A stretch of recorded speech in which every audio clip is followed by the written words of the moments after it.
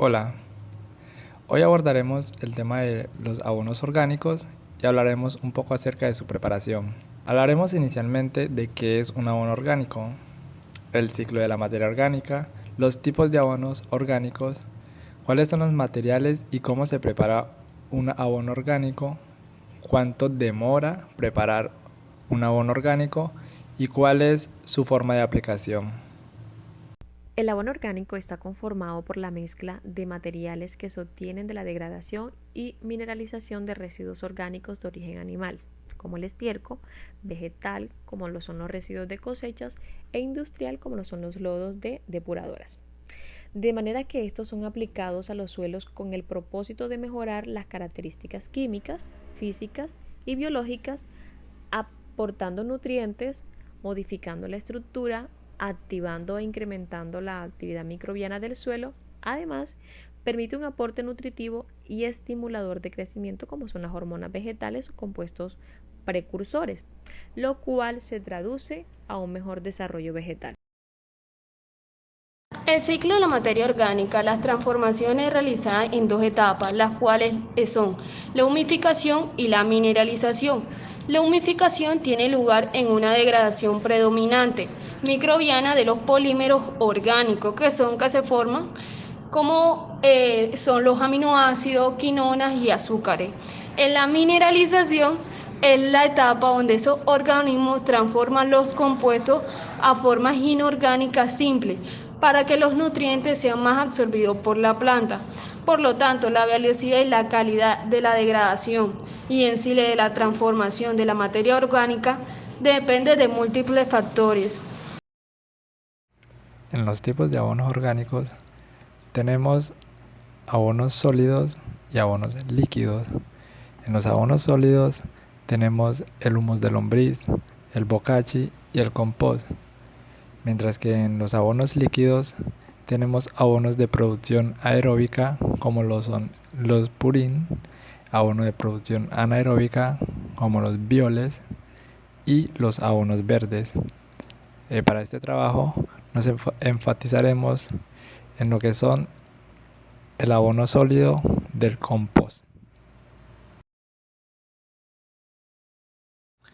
El compostaje consiste en la descomposición microbiana de una mezcla de materias orgánicas ricas en carbono con otras ricas en nitrógeno.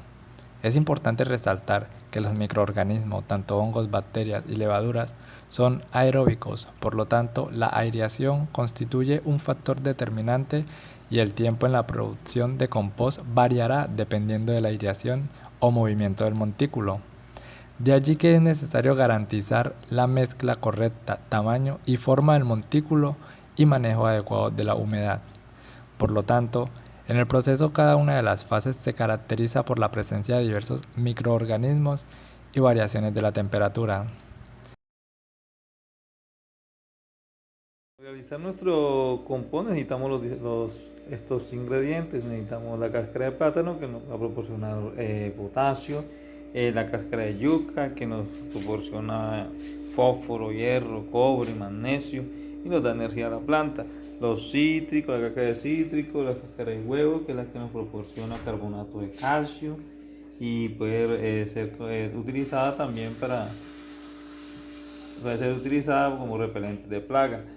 También necesitamos hojas verdes, que se puede utilizar por hierbas también, y esto nos va a proporcionar nitrógeno en el suelo, y las hojas secas y palitos secos, que es lo que nos va a proporcionar el carbono de nuestro compost. Bueno, en el siguiente paso de nuestra elaboración de compost, lo que se tiene que hacer es picar muy bien los materiales orgánicos, como por ejemplo la yuca, la cáscara de yuca, la cáscara de huevo, para que el suelo pueda asimilarlo mejor y también para una mejor descomposición. Tercer paso sobre la preparación del compost, lo primero que hay que echar son los materiales picados, los que ya previamente habíamos picado. Echamos una primera capa. Después echamos una capa de tierra.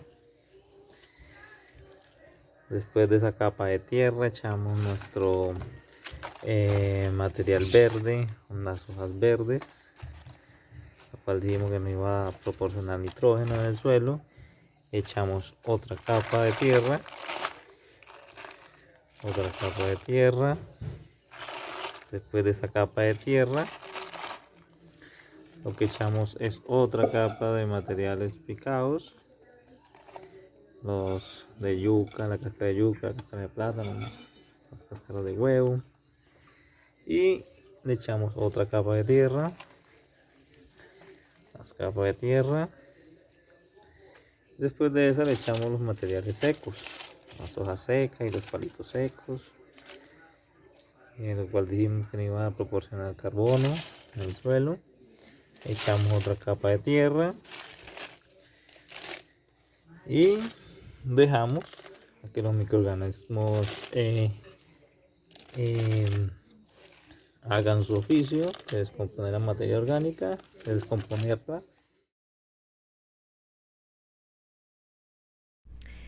El proceso de compost puede durar de 6 a 9 meses.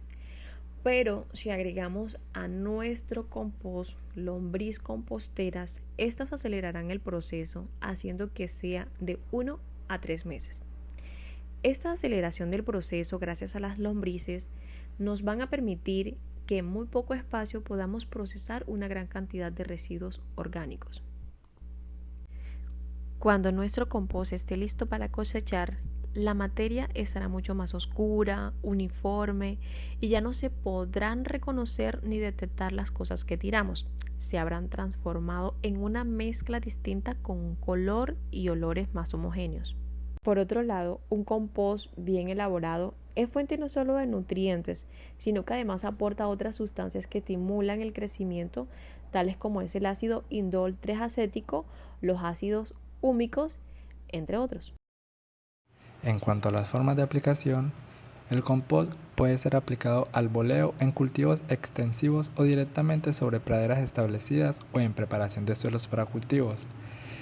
La aplicación de forma localizada se realiza por lo general en chacras y hortalizas, en líneas de plantaciones o al preparar camas altas, camellones y almacigueras.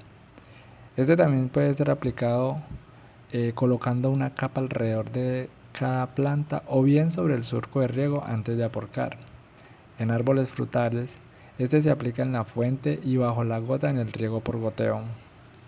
Al aplicar el compost, se debe dejar una franja de al menos 3 metros de ancho sin aplicar junto a cursos de agua. Es muy recomendable no aplicar compost en épocas de lluvia.